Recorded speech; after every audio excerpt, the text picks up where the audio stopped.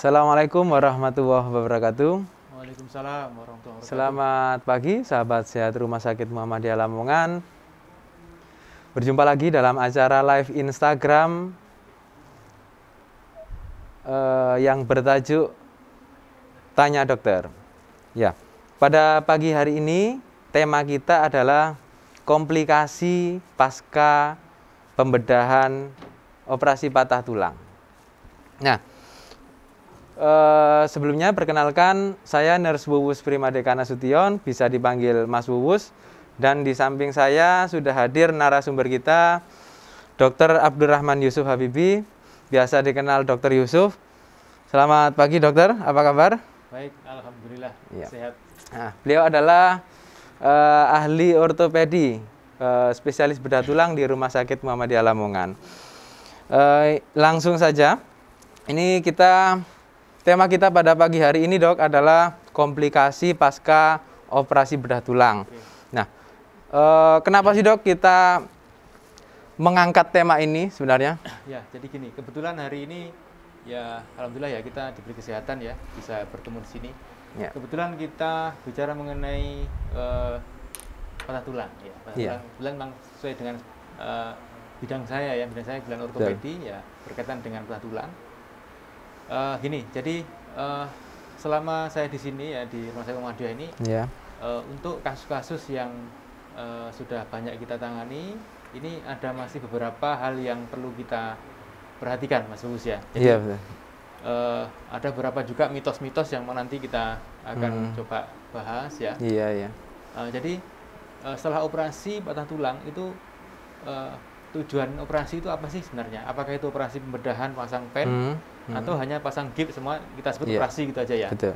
Jadi tetap gips itu juga operasi karena pemasangannya juga di kamar operasi, Betul. belum pembiusan ya. Iya. Kemudian pasca operasi, nah bagaimana? Nah, kebetulan pasien-pasien yang sudah dilakukan tindakan, kemudian sempat kontrol ke rumah sakit itu ada beberapa hal yang menurut kita ya kurang maksimal gitu ya. Kurang Iya. maksimal. Karena memang Betul loh. hasil dari apa istilahnya operasi itu banyak faktor memang yang berkeberhasilan, yang mempengaruhi keberhasilan itu banyak faktor ya, terutama dari berat ringannya cedera. Tentu kalau Iya. cederanya berat tentu juga pemulihan lebih lama, apalagi dengan beberapa komplikasi, misalnya ada cedera sekunder, misalnya cedera saraf, cedera otot, tendon, itu pasti lebih lama. Tapi kita batasi untuk kasus-kasus yang standar ya. Standar itu patah tulang murni ya. Patah tulang murni ya. Iya. Nah, tapi dalam beberapa kasus setelah kontrol atau setelah berapa lama itu ternyata masih ada kendala. Yang paling sering yang kita temui di poli ya atau di ruangan pasca operasi itu adalah satu kaku sendi. Kaku sendi. Kaku sendi Yang ini- pertama kaku sendi. Iya, jadi kaku sendi ini banyak. Jadi setelah berapa waktu, mungkin berapa minggu, kok keluhannya adalah kok masih kaku ya, belum bisa, misalnya anggota gerak tangan itu belum bisa genggam, belum bisa nulis, belum bisa makan. Nah itu kenapa seperti itu ya? Jadi kita harus melihat pada awalnya dulu ya. Oh iya. Kalau untuk cedera standar mestinya dia harus bisa dilatih. Nah ini yang perlu kita tanamkan adalah atau perlu kita optimalkan latihannya di sini. Berarti masih banyaknya kasus komplikasi pasca operasi ini memang masih banyak ya di yang kita jumpai ya dok ya. Ya, ada beberapa kasus ya. Memang perlu kita sampaikan bahwa ini Iya. memang perlu kita sampaikan untuk pasien sendiri ya, keluarga pasien dan juga perawat di ruangan. Oh iya. Perawat karena Terkait perawatannya ya. yang pasca operasi yang pertama kali menangani adalah perawat yang ketemu sehari-hari, istilahnya setiap Iya. menit, setiap jam ya di ruangan itu adalah perawat. Ini juga bisa membantu ini ya kasus ini. Kira-kira nih dok ya, komplikasi itu apa sih dok? Komplikasi pasca pembedahan itu bagi orang awam barangkali. Oke. Jadi gini ya, namanya cedera patah tulang itu pasti ini cedera ya. Iya. Cedera tulang itu pasti ada mekanisme normal dari cedera. Satu adalah bengkak pasti. Cedera, trauma, benturan ya, kemudian bengkak. Nah, bengkak ini mempengaruhi banyak hal, mempengaruhi sel-sel ototnya, mempengaruhi Fungsinya ya. sel udem, bengkak. Udem itu berarti mempengaruhi aliran darah di sana, bengkak. Aliran darah balik atau venous return itu terganggu sehingga yang kena cedera itu pasti apakah dioperasi apa enggak pasti bengkak yang pertama. Nah, bengkak ini berikutnya adalah menimbulkan kekakuan. Oh iya. Nah, kekakuan itu harus kita latih.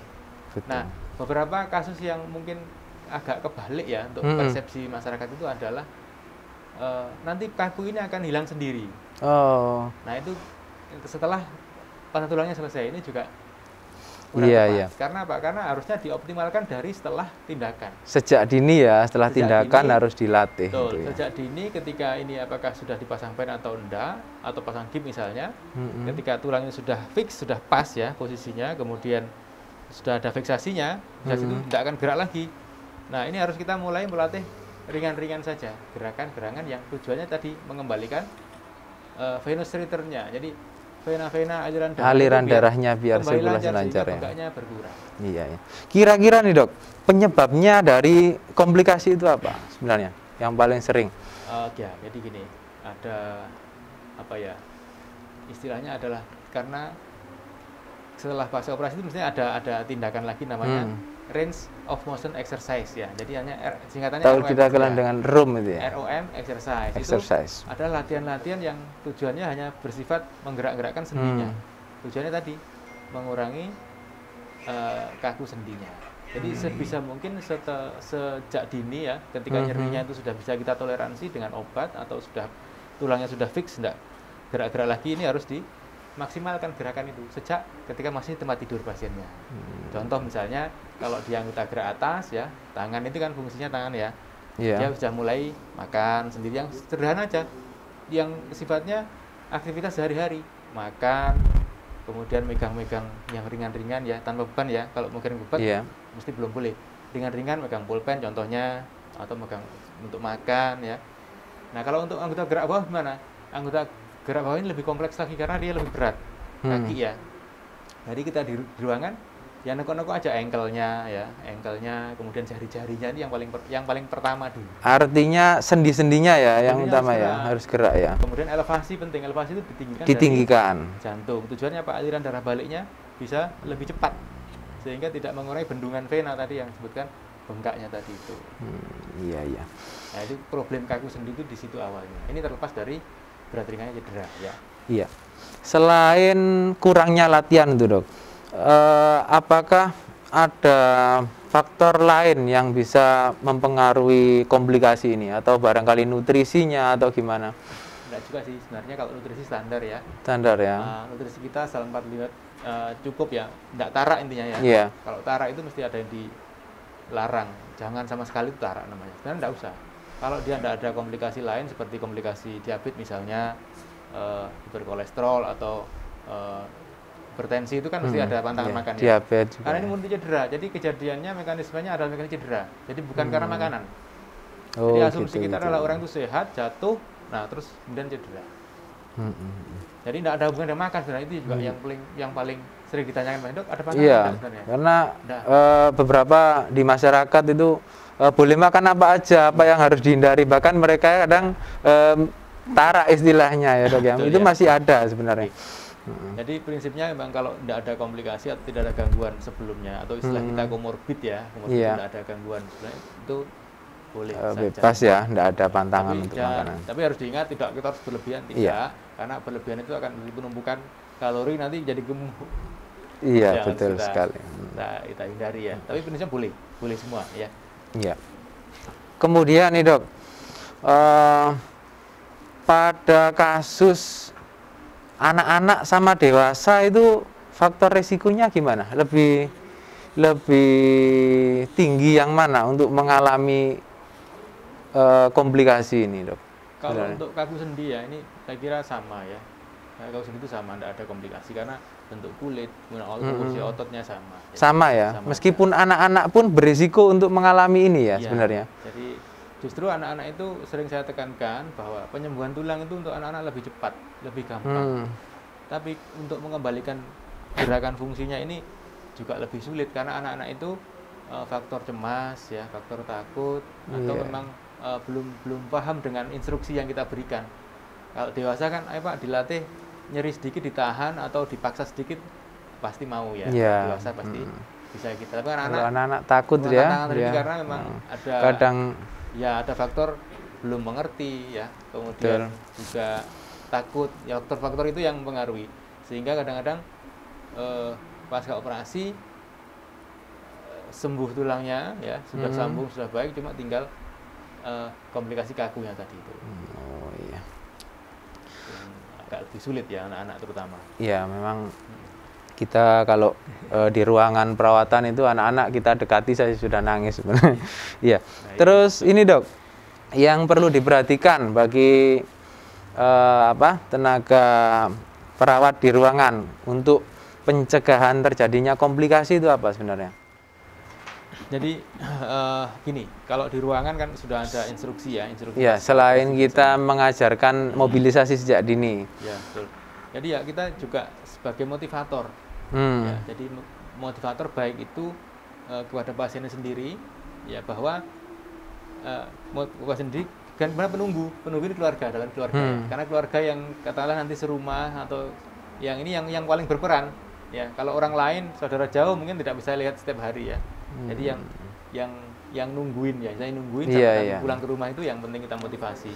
Sebagai motivasi untuk ini bahwa latihan itu penting. Jangan sampai nanti tidak hilang sendiri, nanti tidak bisa sendiri, tidak bisa. Jadi harus ada latihan bertahap. Memang latihan ini tidak melampaui kapasitas dari satu nyerinya ya, nanti kalau dipaksa nyeri ya juga dia akan tidak mau lagi. Kedua, melampaui kapasitas kemampuan tulang, karena penyembuhan tulang perlu waktu.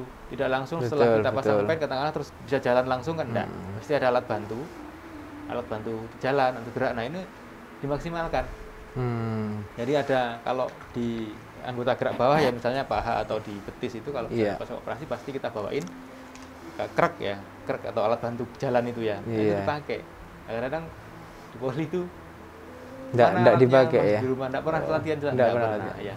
Yang paling simpel ya kalau untuk itu adalah mulai melatih dari awal itu adalah satu miring-miring dulu misalnya ini ya. Ini harus diberikan. Jadi perawat di ruangan kalau misalnya menemui pasien seperti ini harus, ayo Pak coba miring-miring dulu sebisanya. Kalau tidak bisa, memang karena nyeri ya dibantu keluarganya. Nah masalahnya adalah mitos ini ya, mitos. Iya. Lagi-lagi soal mitos ya Dok ya.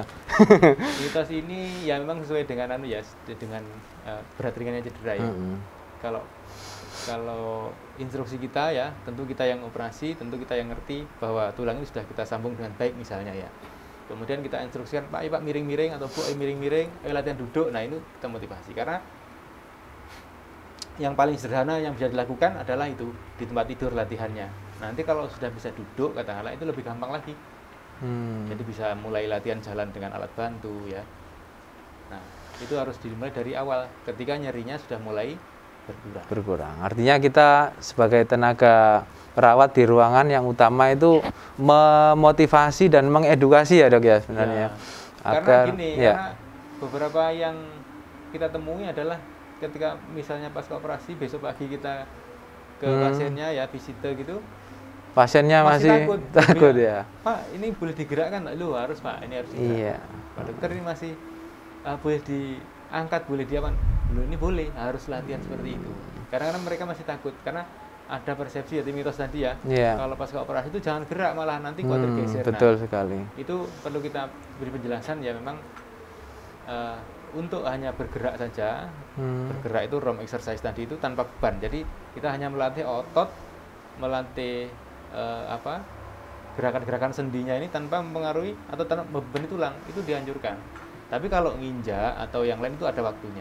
Jadi memang harus bertahap jadi, ya. Prinsipnya gitu, yang penting adalah prosesnya bertahap. Jangan sampai nanti lah bisa sendiri itu agak menurut saya kurang tepat ya. Nah, sahabat sehat di rumah, barangkali ada buah hati, tetangga, keluarga atau bahkan sahabat sehat sendiri yang mengalami hal ini. Ini yang perlu diperhatikan. Jangan takut untuk latihan. Yang pertama ya. Kemudian yang kedua, yang terukur. Kemudian ini persepsi untuk besok lah sembuh sendiri sebenarnya itu salah ya, harus dilatih sejak dini ya itu. Kemudian nih Dok, kalau sudah terjadi komplikasi itu tata laksananya gimana? Ya, gini, kalau misalnya ya karena lost kontak atau karena mungkin lost kontak itu kontrolnya agak terlambat, Iya. tidak sesuai dengan jadwal. Terus kemudian ada komplikasi. Nah untuk masalah kaku sendi ini ya harus dimulai dari awal. Jadi dimulai lagi melatih dari awal dengan agak sedikit dipaksa ya. Karena untuk ini kan kelenturan otot ya. Sendi Betul, itu kan betul. gerak karena ototnya yang lentur. Baik otot di sendi atau di sekitar-sekitarnya ini kaku semua. Ini karena kalau kita lihat patofisiologi itu mekanisme cedera itu kan bengkak, kemudian udem itu sel-selnya mengalami pembengkakan gitu Bengkak, ya, ya. benturan itu ya. Kemudian dia mempengaruhi mobilitas dari ototnya. Jadi otot itu kan saling silang-silang gini ya, dia saling bergerak gini. Nah kalau sudah lama tidak digerakkan dia lengket. Nah lengketnya agak sulit. Nah berapa lama lengket itu biasanya kalau ya ini pengalaman ya saya beritahu bahwa kalau 3 bulan atau lebih itu agak sulit. Jadi dimaksimalkan latihan itu adalah sebelum 3 bulan. Sebelum 3 bulan. 3 bulan ini biasanya permanen. Oh, Ya, sifatnya nanti ya. komplikasinya ya seperti itu terus ya? Ya kalau misalnya ya siku ini ya, nanti kemudian segitu aja 3 bulan segitu ya segitu terus, dia tidak akan bisa lebih lentur lagi. Nah makanya dari mulai awal ini harus dilatih. Memang nyeri ya, nyeri karena memang betul sekali. Melatih otot yang cedera itu nyeri. Tapi harus dimaksimalkan untuk melatih kelenturannya sehingga ketika sembuh ini fungsi kembali. Jadi yang penting adalah fungsinya ya. Ya, mengembalikan fungsinya tadi ya, Dok. Fungsi itu adalah yang utama karena patah tulangnya bisa kita betulkan, tapi kalau kemudian ada komplikasi ya tidak bisa maksimal ya. Jadi tangan misalnya bisa begini toh, atau kaki nekuknya tidak bisa nekuk sila, itu agak nah itu juga perlu dilatih. Memang masih bisa kemungkinannya, tapi agak sulit setelah 3 bulan. Oh gitu ya. Kalau untuk mengembalikan fungsinya itu sebenarnya pada usia yang pada lansia misalnya, Dok ya, yang terjadi komplikasi itu apakah masih bisa mungkin kembali sih sebenarnya? Ya, tergantung latihannya itu ya sebenarnya. Ya, tergantung latihannya dan tergantung ini, Mas Uus ya. Jadi memang targetnya kalau misalnya target kalau misalnya kita ini bisa jalan ya berarti jalan. Kalau misalnya memang ada patah tulang di dekat sendi itu agak sulit memang karena dia pasti mengalami nyeri karena pas tekuan. Jadi ketika kita latih itu pasti istilahnya narik gonsing luka itu ya, tempat yang luka itu pasti nyeri. Nah itu pasti ya mungkin tidak akan 100%, tapi paling tidak fungsi utama bisa kembali. Oh gitu. Kalau di poli nih biasanya yang dokter jumpai komplikasi di poli, apakah perlu dilakukan untuk fisioterapi sih, Dok? Oh iya, itu wajib memang ya. Wajib ya. Fisioterapi itu wajib ya. Jadi fisioterapi macam-macam ya. Macam-macam untuk satu melatih tadi, yang utama adalah mencegah komplikasi ya. Yaitu kaku sendi, bengkak, kemudian lecet di punggung misalnya karena dia lama tidur terus itu harus dilatih. Yang kedua adalah sesegera mungkin mengembalikan ke fungsinya. Jadi mengembalikan fungsinya itu melatih pekerjaannya apa misalnya pekerjaan tangan misalnya. Tangan yang banyak, apakah itu nulis atau apa, itu harus dilatih. Ngetik misalnya ya, atau bagaimana, itu harus namanya okupasi terapi ini di bagiannya rehab medik sebenarnya. Rehab medik ya. Jadi untuk memaksimalkan otot atau tulang yang cedera. Seberapa dia bisa maksimal. Itu ada ya. Iya.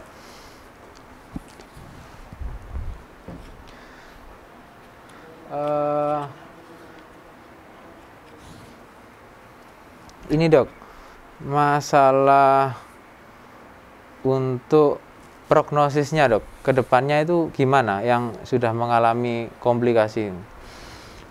Ya, kembali ke waktunya ya. Kalau masih baru bisa kita upayakan ya dengan tadi intensif rehabilitasi ya. Jadi rehabilitasi itu ada namanya pasif, ada namanya aktif. Menggerakkan sendi itu ada pasif, ada aktif ya. Kalau pasif itu dibantu orang lain ya. Nah ini juga jangan mengandalkan ke rehab medik, karena rehab medik kan adanya di rumah sakit ya, hanya berapa pertemuan aja seminggu, mungkin 2 kali 3 kali. Jadi harus ada anggota keluarga yang membantu. Jadi gerakan-gerakan yang diajarkan di fisioterapi atau diajarkan oleh kita itu diaplikasikan di rumah, dilanjutkan sendiri. Mengenai waktunya ya semampunya pasien. Tidak hanya pagi tok misalnya, atau sore tok, semua. Pagi, siang, sore tidak masalah, semampunya ya. Terus kemudian kalau misalnya sudah dari komplikasi, memang ada upaya untuk itu ya, untuk tindakan lagi, tapi ini jarang ya, karena memang kalau sudah permanen gitu agak sulit. Misalnya harus dilakukan lengthening atau pemanjangan otot. Gitu ya, atau Dok. Artinya ada tindakan lagi ya, Dok ya? Dioperasi lagi. Tindakannya operasi lagi. Operasi lagi ya. Makanya kalau bisa ya jangan sampai seperti itu. Karena kalau sudah kaku itu meskipun operasi pun juga tidak 100%. Tidak kembali maksimal ya, Dok. Karena sudah permanen otot-otot yang karena menggunakan otot itu sulit. Kalau kita menerapi tulang relatif lebih gampang ya, karena tulang kita sambung, sudah kaku itu agak sulit. Melenturkan lagi itu sulit. Ya, makanya jangan sampai terjadi seperti itu. Dari awal harus kita lebih baik mencegah ya daripada mengobati sebenarnya. Oke, ini ada pertanyaan dari sahabat sehat di rumah. Ini, Dok, pertanyaannya. Apakah kondisi berat atau ringannya patah tulang berpengaruh pada terjadi atau tidaknya komplikasi? Ya, tentu. Tadi dari awal sudah kita bicarakan, kita batasi ya, bahwa ini adalah cedera yang sifatnya standar. Ada kondisi-kondisi di mana memang cukup berat ya. Misalnya apa? Misalnya cedera tulang disertai dengan cedera saraf misalnya. Cedera saraf ini apa? Saraf itu adalah suatu jaringan yang dia berfungsi untuk menggerakkan sebagai saluran dari otak kita itu ya, yang memerintahkan ya. Nah itu kalau itu terganggu otomatis kita maunya pengen tapi tidak bisa. Seperti orang lumpuh gitu ya. Betul. Seperti cedera saraf. Nah, cedera saraf ini juga cukup sulit karena ada berat ringannya juga tergantung ya. Ada yang ringan nanti bisa kembali normal. Kalau yang sudah berat itu bisa permanen lumpuhnya. Nah, kalau seperti itu memang agak sulit. Itu perlu prosedur-prosedur tambahan ya. Tentunya itu. Kemudian ada cedera otot. Ini komplikasinya adalah nyeri ya. Meskipun otot itu sudah kita jahit misalnya ya, robek itu karena otot itu adalah motor geraknya. Tentu ketika kita latih dia pasti lebih nyeri. Nah, ini perlu penjelasan ke pasiennya ya, perlu penjelasan bahwa ini tidak apa nyeri sedikit, istilahnya nyeri memang lebih nyeri daripada yang lain ya. Daripada cedera murni tulang saja. Ini harus dilatih tujuannya untuk tadi mengembalikan kelenturan ototnya. Jadi ada usaha tambahan lah dengan cedera yang lebih berat. Kalau cedera lebih ringan tentu lebih gampang. Contohnya misalnya jatuh sendiri ya, dengan jatuh kecelakaan berat seperti kereta api pasti ya lebih jauh. Ini sudah jelas ya, Dok. Mestinya kalau lebih berat ya pastinya lebih sulit ya. Betul, karena secara logika. Betul. Bengkaknya dan banyak organ yang apalagi dengan luka cedera robek, ya. Luka robeknya luas itu juga mempengaruhi gerakannya. Kemudian ini, Dok, apabila pasien pasca operasi itu kan masih nyeri ya, otomatis kan takut dan tidak bisa nyeri. Untuk menahan nyerinya itu kan sulit untuk menggerakkan, latihan digerakkannya. Itu apa yang harus dilakukan agar bisa tetap latihan mobilisasi sebenarnya? Gini, untuk nyeri ada manajemen nyeri ya. Biasanya kita berikan obat-obatan untuk mengurangi nyeri satu. Ya, mengurangi, jadi tetap nyerinya masih ada. Nyerinya dikurangi ya, tidak dihilangkan artinya ya. Betul. Yang kedua adalah kita secara kontinu dan bertahap. Jadi sedikit sesuai kemampuan tadi. Jadi kita latih sesuai dengan kemampuan. Tapi ada progresnya. Ada progresnya itu kalau misalnya hari ini segini, besok diusahakan lebih banyak lagi. Sehingga pada kurang 3 bulan itu harus bisa maksimal, itu target. Dan ada target ya. Makanya kalau tadi kan saya bilang kaku sendi ini nanti tidak bisa kembali, tidak bisa. Kalau memang ternyata setelah lama, setelah tidak nyeri baru latihan, nanti yang ada kakunya lebih stiff, lebih kencang ya, jadi sulit. Makanya dari awal harus bertahap. Ya nyerinya dihilangi sedikit-sedikit. Daripada nanti tiba-tiba sudah sekian lama diam, kemudian tiba-tiba dilatih, kaku, akhirnya kita lebih maksa pasti lebih nyeri lagi. Dan biasanya ya, ketika gerakan itu adalah yang awal yang nyeri. Iya. Ini awal nyeri, kemudian berikutnya sudah agak lemas. Nah, istirahat lagi. Nanti misalnya pagi dilatih ya, sore mesti begitu lagi. Nah, makanya ini frekuensinya yang berbanyak. Frekuensinya. Ya memang yang saya jumpai di lapangan, di ruang perawatan, itu kebanyakan pasien memang pada saat memulai latihan mobilisasi itu merasa nyeri kemudian enggan melakukannya, padahal nyeri di awal saja ya. Kalau sudah dibiasakan nanti nyerinya akan berkurang dan mungkin intensitasnya bisa diseringkan lagi latihannya ya. Nah, itu makanya ada istilah, ada pasif dan aktif. Aktif. Exercise tadi. Kalau Iya. misalnya dia aktif tidak bisa karena nyeri, perlu bantuan dibantu. Orang lain apakah keluarga sendiri yang paling dekat Betul. ya? Atau mungkin kalau misalnya pasien sendiri ya, misalnya Tangan sakit, satunya yang ya misalnya gitu ya. Jadi dibantu dengan anggota gerak yang sehat. sehat. Nah, setelah bisa mulai biasanya lebih. Jadi pertama kali mengawali itu akan terasa berat. Iya. Berikutnya akan lebih ringan. Insya Allah begitu, insya Allah ya. Oke, ini ada pertanyaan lagi dok dari sahabat saya di rumah. Nenek saya usia 80 tahun nih dok, dan mengalami patah tulang jari. Dengan usia seperti itu, baiknya dilakukan operasi atau enggak sih dok? Tergantung ya. Jadi indikasi operasi itu selalu ada. Tidak semua Pak, jadi harus dijelaskan ya. Tidak semua patah tulang itu harus operasi. Ya, ada indikasinya. Indikasinya apa? Biasanya kalau displace itu gesernya terlalu jauh, sehingga kalau nanti sembuh pun itu mengganggu fungsi.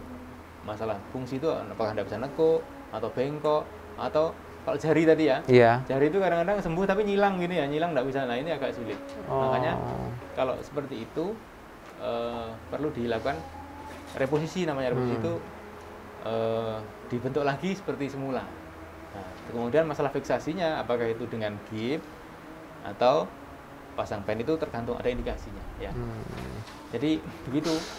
Nah, jadi menurut saya ya memang yang penting adalah satu diagnosa. Diagnosa itu ini seberapa berat patah tulang, atau patah tulang enggak ini, jangan-jangan enggak patah tulang gitu loh. Patah tulang kemudian dibalut atau nah itu bisa kurang pas. Jadi yang penting adalah tahu ini seberapa berat cederanya, dengan ya paling sederhana dengan foto ya, foto rongsen. Nah setelah itu baru kita edukasi apakah ini perlu tindakan apa enggak, kita diskusikan ya. Kalau memang perlu indikasinya ini, kalau enggak perlu ini cukup istirahat, cukup dikatakanlah di spalek misalnya ya. Apa-apa. Jadi enggak semua patah tulang itu dilakukan operasi ya dok ya. Betul. Terus tadi kalau 80 tahun ya. Iya, kita mempertimbangkan faktor usia dan tentu fungsi sebelumnya ya. Betul. Kalau sudah sepuh katakanlah begitu kan ada targetnya. Iya. Tentu untuk usia tua kosmetik mungkin agak sedikit kita kurangi ya. Agak bengkok sedikit enggak masalah lah, katakanlah begitu.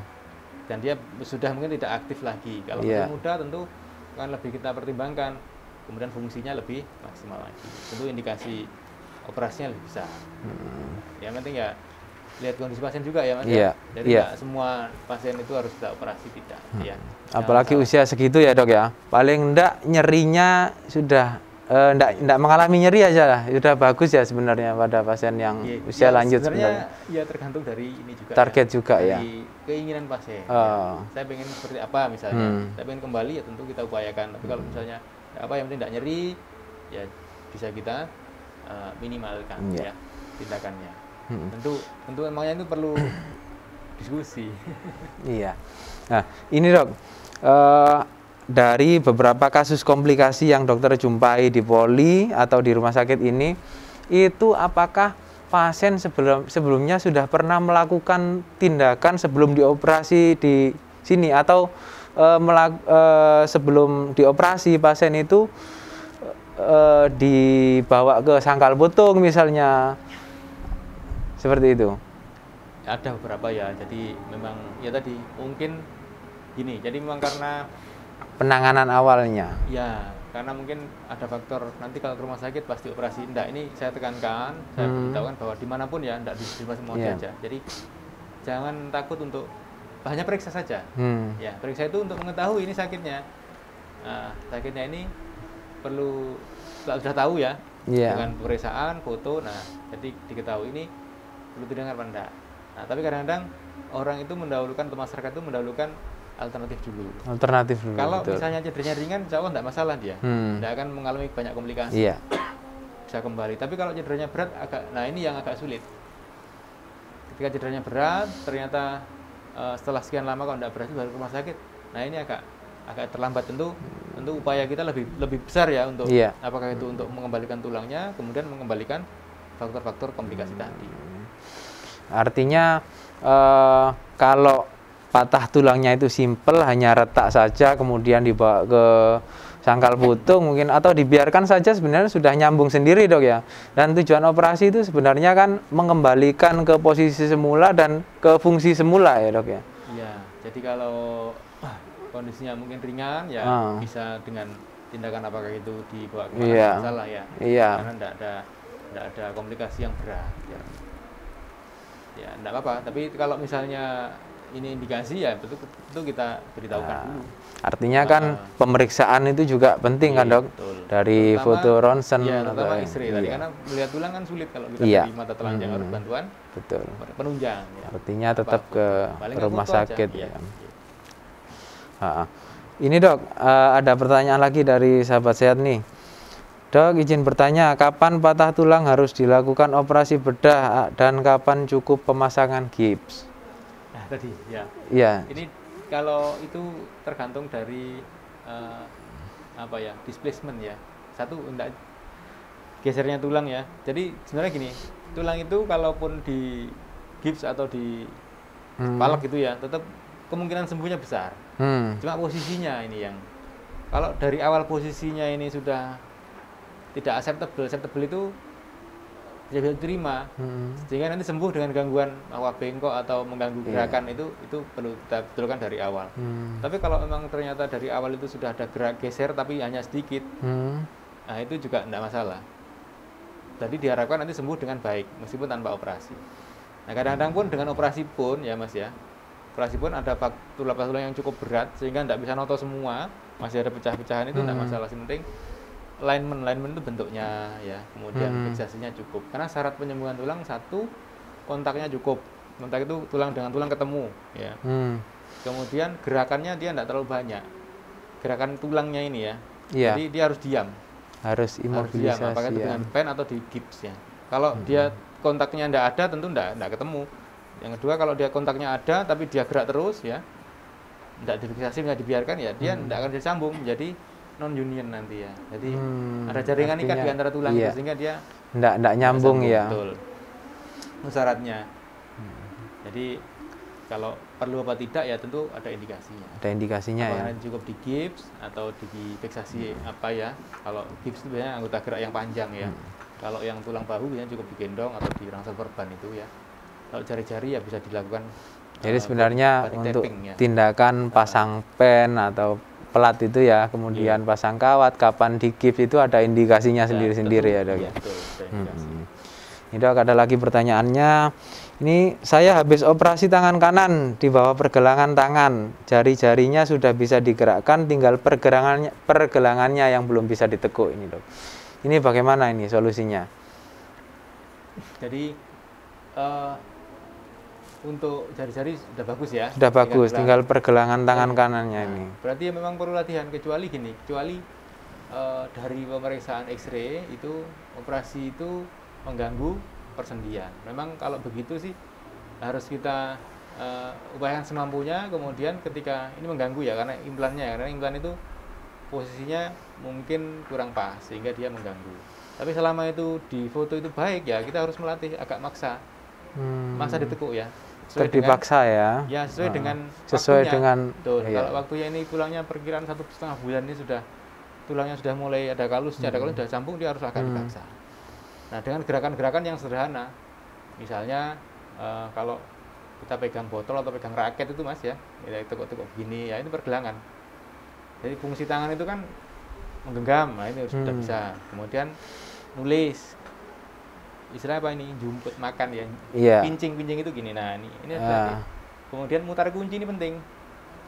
Nah ini kadang rotasinya latihan ya, rotasi ya. Setelah itu dia fungsi ini, fungsi naik turunnya itu ya, main raketan itu latihan itu aja. Kecuali memang ada faktor ini mestinya diberitahukan dari awal, ini ada gangguan di persendian nanti karena mungkin apakah ada kerusakan waktu kejadiannya atau memang pemasangan pen itu kadang-kadang juga mengganggu itu ya pergerakannya ya. Nah itu biasanya kita beritahukan dengan pelepasan lebih dipercepat ya biasanya gitu, kalau ada kendala seperti itu. Tapi kalau semuanya aman agak dipaksa. Ada dipaksa dan harus terukur ya sebenarnya. Ya sesuai dengan ini. Sesuai dengan bisa ke rehab medik atau iya. Ini dok, banyak pertanyaan sih sebenarnya di orang-orang awam itu. Ini satu lagi pertanyaan mungkin. Kapan sih setelah operasi itu pennya diangkat? Berapa waktu? Berapa lama? Prinsipnya mas, pengambilan pen itu kalau tulangnya sudah nyambung. waktunya berbeda, Pak. Berbeda-beda ya antara bagian mana ya? Satu usia ya, tentu anak-anak Usia. lebih cepat. Anak-anak lebih cepat. anak-anak itu Estimasi berapa biasanya? estimasi biasanya bisa ya rata-rata paling gampang itu antara 6 bulan sampai setahun. 6 Kalau bulan anak sampai ya. 1 tahun anak-anak Ya, ya. anak lo ya. Kalau dewasa tentu akan lebih lama karena memang kecepatan secara Untuk biologis memperbaiki itu, ya, anak jaringannya lebih itu lebih cepat Usia anak ya. dewasa tentu lebih lambat, apalagi orang tua lebih lambat. Iya. Yang kedua dari berat ringannya cedera, frakturnya atau patah tulang yang simpel biasa itu penyembuhan lebih cepat dibandingkan yang pecah-pecah misalnya. Sudah komplikasi Jadi, ya. kita Itu ya. kasih kesempatan nyambung. Yang penting dari foto itu sudah kelihatan union atau nyambung, itu yang penting. Kalau masalah waktu itu sebenarnya hanya perkiraan. Perkiraan ya. Betul. Artinya apakah dari itu- pemeriksaan foto itu ya nanti bisa Ya, yang penting adalah foto. sambil kontrol Dan itu yang ya. penting lagi adalah kalau kita dari cedera atau patah tulang kemudian pas operasi itu yang penting jangan mikir melepasnya. Oh Lepasnya gitu. fleksibel. Sangat fleksibel. Artinya Itu meskipun kelamaan nih ngelepasnya enggak apa-apa ya. Asal tidak terlalu lama sekali. Iya. Kalau anak-anak ini jangan terlalu lama. Saran saya. Kenapa tuh Dok? Kenapa kok anak-anak kok enggak boleh Karena terlalu itu lama? Satu masa pertumbuhan. Iya. Sehingga nanti kemungkinan akan mempersulit. Waktu Karena- ngelepas pennya Betul. itu ya Dok ya. Tulangnya akan tumbuh secara memanjang dan membesar. Sehingga nanti pennya apakah itu mengganggu ya karena dia di dekat persendian mengganggu tulang atau Tenggelam. tenggelam. Atau ya banyak Iya, iya. banyak tulang baru yang nutup ya itu agak Iya, sulit. iya. Tapi sebenarnya tidak masalah ya. Yang penting kita berpikirnya adalah kembali fungsi dulu. Tujuan utamanya adalah itu. Kembali dulu. fungsinya dulu. Maksudnya Ya. saya gini maksudnya. Ada beberapa kasus yang beberapa pasien, beberapa orang ya yang misalnya patah kaki ya. Iya. Sampai dia setahun atau kapan itu belum lari-lari misalnya ya. Belum karena masih takut nanti kalau lari di mana. Padahal enggak. Kalau dia sudah union, sudah sambung, lari aja. Oh gitu ya. Kembali ke fungsinya, penting kembali ke fungsinya. Kembali ke fungsinya. Fungsinya dulu. Baru nanti sudah kembali ke fungsi sebelum jatuh, baru nanti kita pikirkan untuk lepas. Oh. Jadi yang utama adalah kembali ke Kembali ke penyembuhannya dulu. fungsinya. Mikirnya nanti melepas gampang. Sangat fleksibel insya Allah ya. Iya, iya. Fleksibel bukan gampang, fleksibel. Fleksibel. Itu waktunya bisa lebih lama. Tergantung ya. Jadi begitu sahabat sehat di rumah. Karena waktu kita sudah habis untuk pertemuan kita pada pagi hari ini, ya, jangan lupa sahabat sehat di rumah follow akun medsos kami, bisa di Instagram, YouTube, Facebook, dan TikTok @RSM Lamongan. Tetap sehat dan patuhi prokes. Ya, terima kasih Dr. Yusuf atas materinya pada pagi hari ini. Ya, saya rasa cukup bermanfaat sekali ya penjelasan. Semoga Mudah-mudahan bermanfaat. ya, amin amin. Memang masih banyak hal yang harus kita bahas, Iya. tapi paling tidak ini yang paling banyak kita temui ya Iya. di masyarakat. Agar memberikan wawasan kepada masyarakat ya Dok ya. Terima kasih Dr. Yusuf. Demikian sahabat saya di rumah. Terima kasih atas perhatiannya dan kami mohon maaf apabila ada salah kata. Assalamualaikum warahmatullahi wabarakatuh. Waalaikumsalam warahmatullahi wabarakatuh.